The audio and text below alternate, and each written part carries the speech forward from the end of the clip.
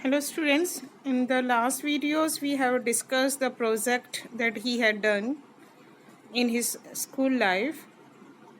In this video we will continue the projects. In the second year in high school, Albright began the research.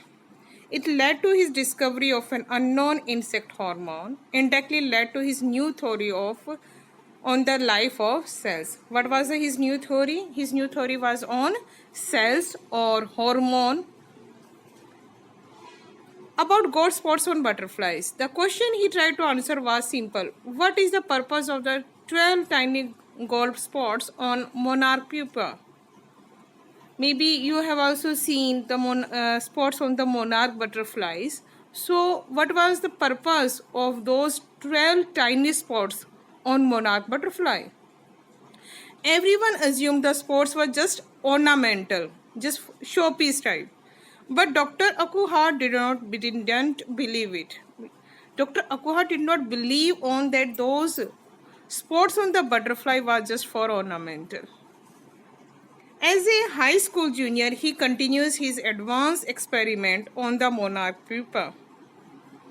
That year, this project won first place at the International Science Fair. These are very important, which position he got on the fairs. So in that also, in high school junior also, he got first prize. To find the answer, Albright and another student built a device. It showed that the spots were producing a hormone. Albright and his roommate built a device which showed that the spots were producing a hormone. It was necessary for the butterfly's full development, and those hormones help the butterflies for the development. This project won Albright first place in the country fair. It also won an entry into the International Science and Engineering Fair. And this project also got positions. There he won third place for zoology. He also got a chance to work in Walter Reed Army Institute of Research. So what is the use of cells? In his senior year, he grew cells from a monarch wig in a culture. He showed that the cells would divide and develop into normal butterfly wings scales. In that experiment, he also shows that cells divide itself and develop into normal butterflies also. This would be only if they were fed the hormone from the gold spots. And from where did they get the hormones? From the gold spots of monarch butterflies. That project won first place for zoology at the International Fair. He also worked at the Army Lab and the US Department of Agriculture Labs. This can also be a question where he worked during his project's time. That is also a good question from this. The following summer, Albright went back to the Department of Agriculture's lab. There he worked on the hormone theory. Again, he worked on the hormone theory. Finally, he was able to identify the hormone's chemical structure, and that is very important. How the cells help in the reading of the DNA. A year and a half later, Albright got the idea for his new theory about cell life. He did so while seeing the X-ray photos of the chemical structure. When he saw the photos of chemical structure, at that time he got it. The photos gave him the answer of one of the biology puzzles. This was a puzzle for each and every scientist because this theory was not resolved before. It was how the cell can read the blueprint of its DNA. How the cell helped in reading of the blueprint of DNA. And DNA is the substance, is the nucleus of a cell. You know it very well. You are also a science student. That controls heredity. And you know very well DNA help in heredity. It is the blueprint for life. And this was a very important theory in science also.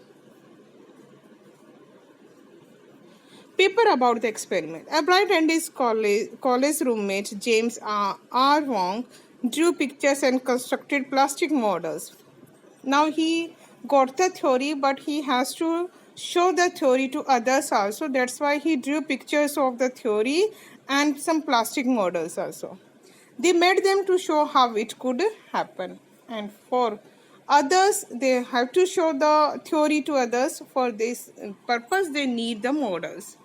Together, they later wrote the paper explaining the theory. They have also written the theory on the papers also. Surprisingly, Richard Albright graduated from Harvard with highest honor. He was graduated then. He also became a graduate student researcher at Harvard Medical School. There he began experiment to test his theory. When he was graduated at that time, he was prepared to test his theory.